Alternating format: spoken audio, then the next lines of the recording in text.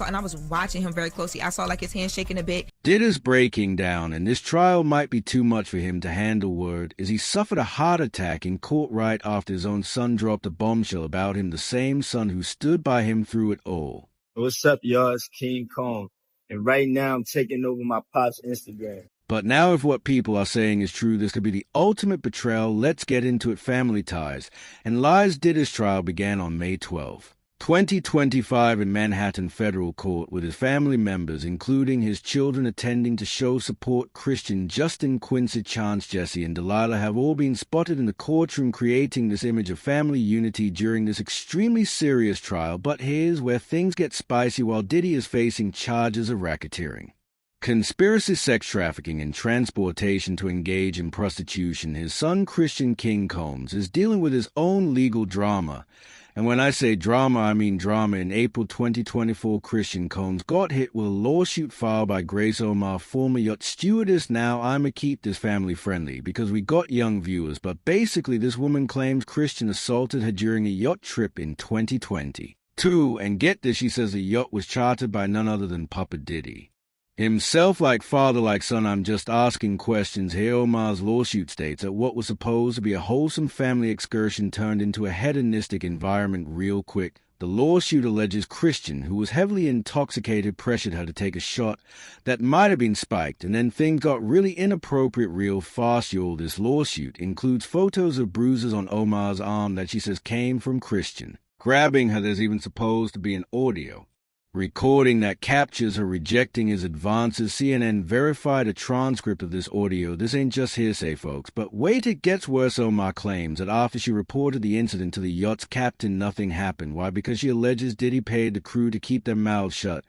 I mean, imagine having a dad who would cover up your mess like that. Must be nice to have that kind of privilege, right? Meanwhile, regular folks will be getting the book thrown at them. And what did Christian's lawyers say about all this? Aaron Dyer, who represents both Christian and Diddy, convenient right, called the lawsuit lewd and meritless and accused the plaintiff's attorney of filing it just for media attention. Classic deflection tactics. If you ask me now, during Diddy's ongoing trial, Christian has been spotted reading his father's federal indictment in court. I mean, imagine sitting there reading about all the mess your dad is accused of doing. That's got to be awkward, right? But here's where things get really interesting. On May 17th, 2025, Christian Combs was recorded outside the federal courthouse responding to a bystander when someone called him Young Diddy and expressed confidence that his dad would be exonerated. Christian replied, "Yes, sir," and added, "They ain't talking about nothing in court."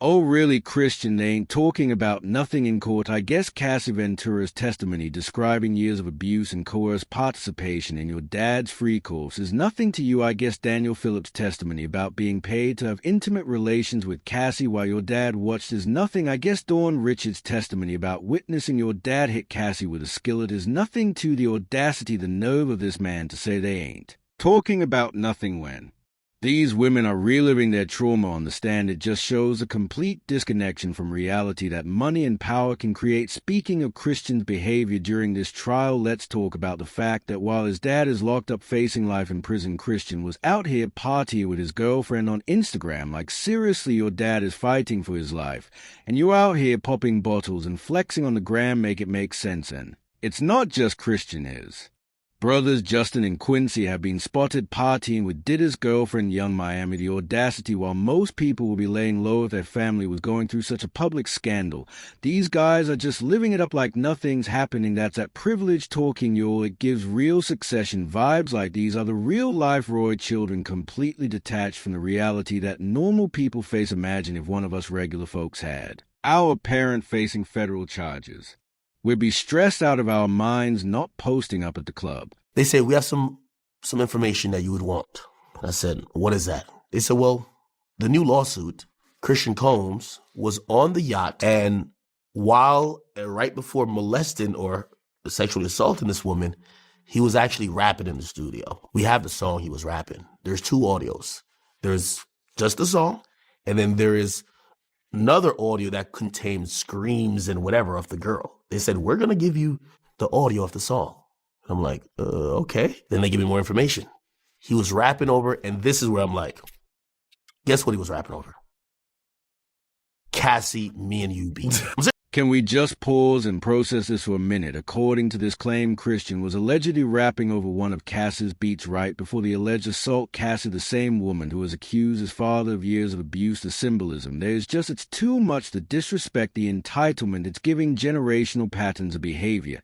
And let's not forget that while Christian is busy flaunting his privileged lifestyle, people are suffering real consequences from the actions of the Combs family. In one lawsuit, a former security guard claims that after reporting Christian's alleged assault to a supervisor, he was blacklisted from the security industry. Think about that. Someone's entire career potentially ruined because they dared to speak up about witnessing something inappropriate. Now, I want to clarify that being accused doesn't make you guilty. We have a justice system for a reason. But the pattern here is troubling, especially when you consider what's coming out in Diddy's trial right now. Speaking of patterns, let's talk about another wild claim that came out regarding the other Combs brother, Rodney Lil Rod Jones, a music producer who worked with Diddy, filed a lawsuit alleging that Justin Combs was involved in procuring underage girls for parties. Again, these are allegations, not proven facts, but the similar nature of these claims against multiple Combs family members raises serious questions about what was considered normal in their household. It's like if you grow up watching certain behaviors, you might start to think that's just how the world works. And that's the scary part about all of this, a potential normalization of harmful behaviors across generations. But Christian hasn't just been a silent observer. In his dad's trial, has taken action that's raised eyebrows. In November 2024, Christian took over Diddy's Instagram account to share positive content like throwback music videos. This move was criticized by many as poorly-timed and manipulative, trying to rehabilitate his dad's image while serious allegations were mounting. It giving PR stunt, and not even a good one. Imagine thinking that posting some old music videos is going to make people forget about the serious federal charges your dad is facing. That's like putting a Band-Aid on a broken leg. It's not going to fix the problem, and it might even make things worse by showing how out of touch you are. And yet, despite all these allegations and the ongoing trial, Christian continues to present himself as unbothered. It's almost like he's taking cues from his father's longtime public persona, the idea that you can just power through scandal with swagger and confidence. But here's the thing, this isn't just some celebrity gossip or a PR crisis that can be managed with the right spin. These are serious allegations with real victims who deserve to be heard. The question is, will Christian Combs ever acknowledge that, or will he continue to stand by his father's side, dismissing the voices of those who claim they've been harmed by the Combs family? The evidence mounts. So we already talked about how Christian Combs is facing his own lawsuit from Grace Omar, but let's dig into what that means in the context of his dad's current trial. First off, let's be clear about the timeline. Diddy was arrested on September 16th, 2024, and charged with racketeering, conspiracy, sex trafficking, and transportation to engage in prostitution. This came after federal raids on his properties in March 2024, where agents seized narcotics, weapons, and over 1,000 bottles of baby oil and lubricant. I mean, who needs 1,000 bottles unless you're running some kind of operation? Meanwhile, his son Christian was busy dealing with his own legal issues. The lawsuit filed against him by Grace Omar in April 2024 claims that he assaulted her on a yacht chartered by the Combs family in December 2022. Now here's where it gets interesting. Omar's lawsuit doesn't just name Christian, it also names Diddy as a defendant, alleging that he's liable because he chartered the yacht and created a hedonistic environment. Basically, she's saying Diddy set the stage for what allegedly happened to her. And if you look at the patterns emerging from Diddy's trial, that claim starts to make a lot more sense. Cassie Ventura's testimony describes a man who created environments where boundaries were routinely violated, often with the help of substances that made consent questionable. At best, let me paint a picture for you. According to Omar K's lawsuit, what was supposed to be a wholesome family excursion on this yacht turned into something very different. She claims there was a constant rotation of suspected sex workers and celebrities engaging in partying and substance use. Even suspected drinks were being tampered with, noting how women showed extreme signs of intoxication after minimal consumption. Does that sound familiar? Because it should eerily mirrors what witnesses have been describing in Diddy's trial about his infamous free course, but let's get back to Christian's specific situation. According to the lawsuit, Christian was heavily intoxicated when he allegedly pressured Omar to take a shot of tequila, which he suspected was spiked with substances. The lawsuit claims he then became aggressive, groped her, and attempted to force her to perform intimate acts. Omar says she managed to escape when another crew member entered the room. She reported the incident to the yacht's captain the next day, but alleges that no investigation was conducted, possibly because Diddy paid the crew to stay silent. Sound familiar? Because this pattern of using power and money to silence victims is exactly what prosecutors are alleging Diddy did for years at a family business model at this point. And the evidence doesn't stop there. Remember how I mentioned that Omar K's lawsuit includes photos of bruises. CNN verified a transcript of audio that allegedly captures her rejecting Christians advances and asking if he was drugging her. This isn't just a case of he said, she said. There's documented evidence supporting her claims. Let's switch gears slightly and talk about another important aspect of this case, the reaction from other celebrities and the impact on Diddy's reputation and business empire. At least 18 brands and organizations have cut ties with Diddy since the allegations went public. This includes major companies and institutions that previously associated with him. Even Howard University revoked his honorary doctorate, and New York City asked for the return of the key to the city they gave him. What's interesting is that many of these brands didn't wait for a verdict. They acted based on the severity and credibility of the allegations, and that's telling. It suggests that the evidence against Diddy is compelling enough that major corporations don't want to risk being associated with him even before a final verdict. But what about Christian? How will these allegations affect his career and reputation so far? It seems like he's trying to maintain a facade of normalcy. But as more details emerge from both his father's trial and his own lawsuit, that's going to become increasingly difficult. According to Reputation and crisis strategist Molly McPherson, the Combs name is now a liability. She states that it's going to hurt any brand that affiliates with Diddy right now and in the future.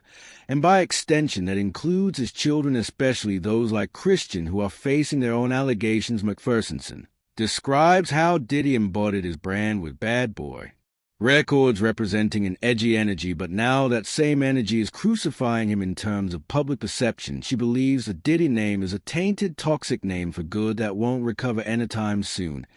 And let's be real, if brands are distancing themselves from Diddy, they're certainly not going to be eager to work with his son, who's facing similar allegations. Christian's music career could be seriously impacted by all of this, regardless of the outcome of his lawsuit or his father's trial. But beyond the business implications, there's a more important aspect to consider here. The human cost of the allegations against both Diddy and Christian are true, then multiple people have been seriously harmed, and that harm doesn't just disappear. When the news cycle moves on, Omar claims the alleged incident with Christian led to severe mental health issues, including anxiety, panic attacks, an eating disorder, and epileptic seizures. She was fired from her job in May 2023, adding financial strain to her trauma. Similarly, Cassie Ventura testified about the lasting impact of the alleged abuse she suffered. She described feeling worthless and disgusting after being forced to participate in free course. She spoke about having suicidal thoughts and needing trauma therapy in 2023. These are real people with real lives that have been profoundly affected. And when Christian dismisses a testimony in his father's trial as nothing, is dismissing the pain and trauma of these individuals. Now let's get into some of the more technical aspects of this case. DJ Academics discussed the likelihood of Diddy beating all his charges and provided some interesting insights. I think it's going to be the case. So beating the case is not guilty on all counts. Right. Absolutely not. I think he's going to get a guilty verdict somewhere, but I don't think the top counts are going to count or are going to matter. Right now, it's no way. So the RICO would be the top count. And one-man RICOs are actually a thing. Me and Drew Filling were talking about that. He's actually represented people who had one-man RICO. Academics makes an interesting point about one-man RICO, which is relevant to understanding the charges against Diddy. RICO stands for Racketeer Influence and Corrupt Organizations Act, and it's typically used to target organized crime, but it can also apply to an individual who runs a criminal enterprise through legitimate businesses. In Diddy's case, prosecutors are alleging that he used his business empire, Bad Boy Records, Combs Enterprises, etc., to facilitate criminal activities. And while most RICO cases involve multiple defendants. It is possible to have a one-man RICO where the other participants are unindicted co-conspirators. This is important because it means that even if Christian or other associates of Diddy aren't directly charged in the federal case, they could still be implicated as part of the alleged criminal enterprise. But given the nature of Omar K's lawsuit against Christian, which specifically implicates Diddy as well, it raises questions about how much Christian knew or didn't know about the alleged criminal activities. Additionally, Dawn Richard, a former member of Danity Kane and Diddy Dirty Money, has testified that she witnessed Combs assault Ventura, describing him as belligerent and screaming about his missing phone. She alleged Combs hit Venta in the head and beat her on the ground. Richard also claimed that in a separate incident, Combs swung a skillet with eggs at Ventura after demanding their location, causing Ventura to drop to the ground to protect